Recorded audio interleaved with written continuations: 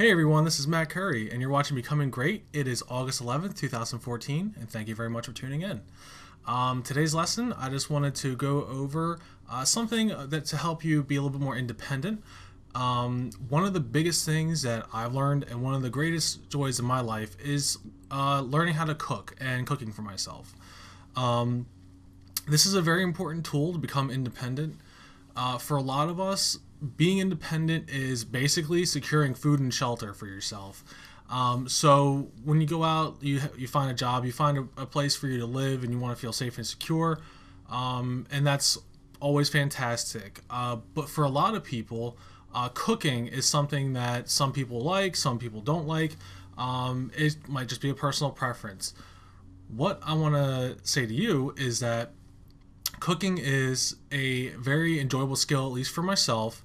But what you do with cooking is you learn to create and you learn to manipulate some of the things in the world around you pretty much every day. And when you maintain your own diet and when you look to cook your own foods, you're tweaking every little thing for your taste specifically, and for a loved one's taste too, if you want to cook for somebody else. But one of the biggest things is controlling your nutritional value. You can't do that when you constantly order out, as although it might be a little bit easier. But when you go out all the time and you neglect your health, that kind of comes into cost. It comes in a higher cost later in forms of higher health. If you need to spend more time and more money at the doctors, you're spending a little bit more at the fast food places than if you were to just eat a little bit healthier.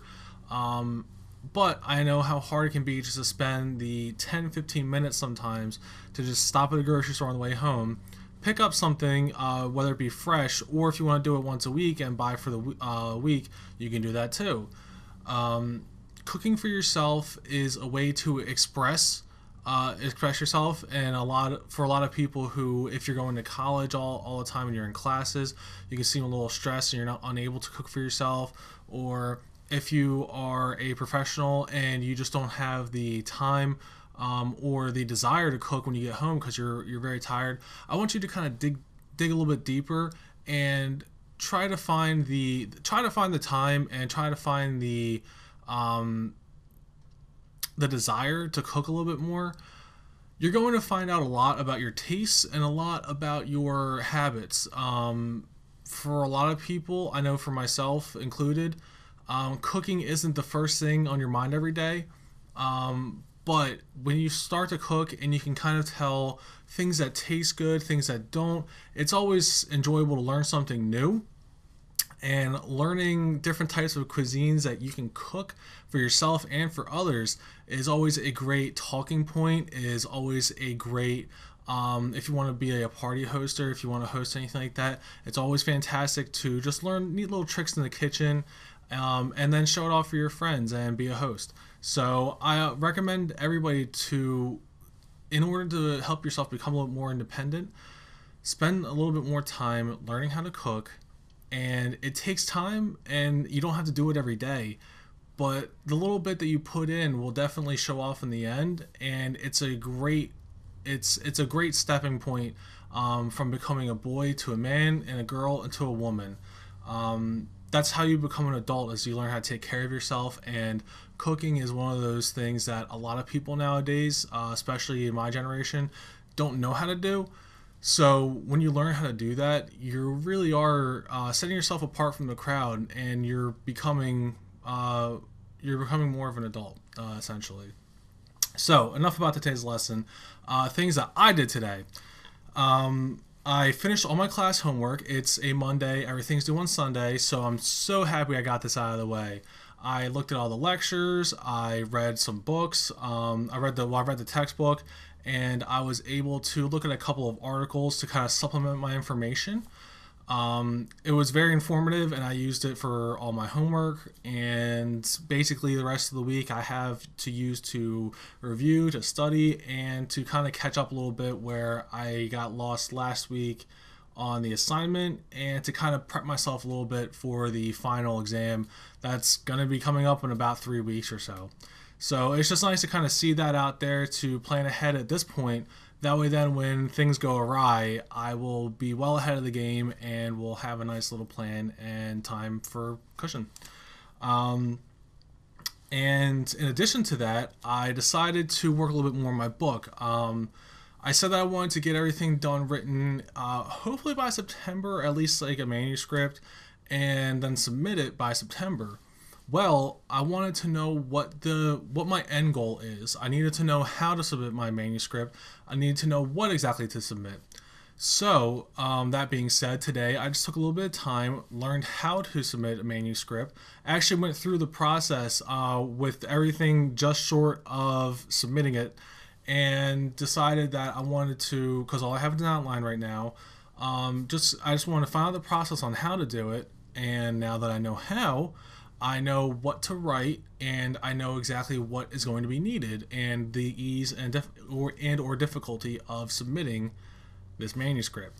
So it's a little bit easier for me now to know this is who I want to submit this to.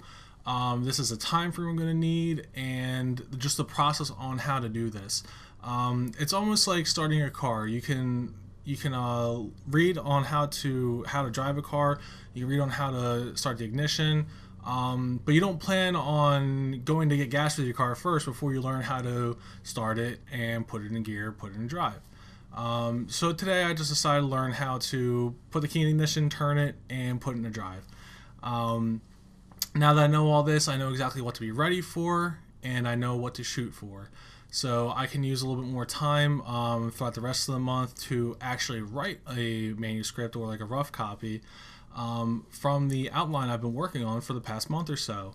I'm really excited for this, and it's going to be awesome to kind of take all the ideas that I have here, and just kind of put them in a nice order. Really looking forward to that. In addition, because I said I'm going to kind of take a step back from my German a little bit, today I want to work out. It's been a little while since I've gone to the gym, unfortunately, ever since we started doing remodeling at the house. Life gets in the way, but I have a workout set and everything like that at home, so I'm going to spend maybe about half an hour to an hour just kind of getting myself used to it again. I just want to kind of start back up. I really do think that just like cooking, working out is supposed to be a priority for people. Fitness is a part of my life that I really do enjoy. There was a time in my past where I would get up and my legs would be very sore just from sitting all day, and you think, how do people become wheelchair burdened, or how do people not be able to leave their bed because they're just so obese and so overweight and out of shape? And those are the signs, and that's how you become it. It doesn't happen overnight. It's a very slow process. So once I realized I was starting to do that myself, I decided to drop all that and start working out a little bit more. I haven't been doing it a lot, and I haven't been talking about it in my vlogs because I haven't been doing a lot. But now that I kind of have a little bit more time, and now that, when time allows, I really do love doing it. I used to do it 5 to 6 days a week. But with writing the book, I kind of had to cut back a little bit on it. So now that time is allowing, I will decide to work out a little bit more.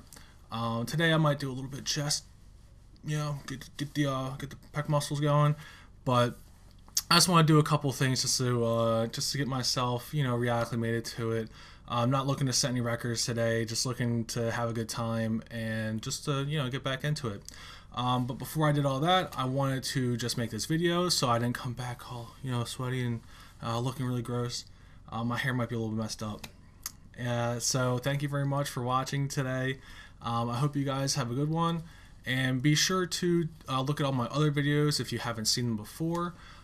There's a lot of great information out there. If there's anything anybody wants to know or have my take on it, please feel free to leave a comment below or email me at becomegreatmail@gmail.com. Thank you very much. This is Matt Curry, and everybody have a good one.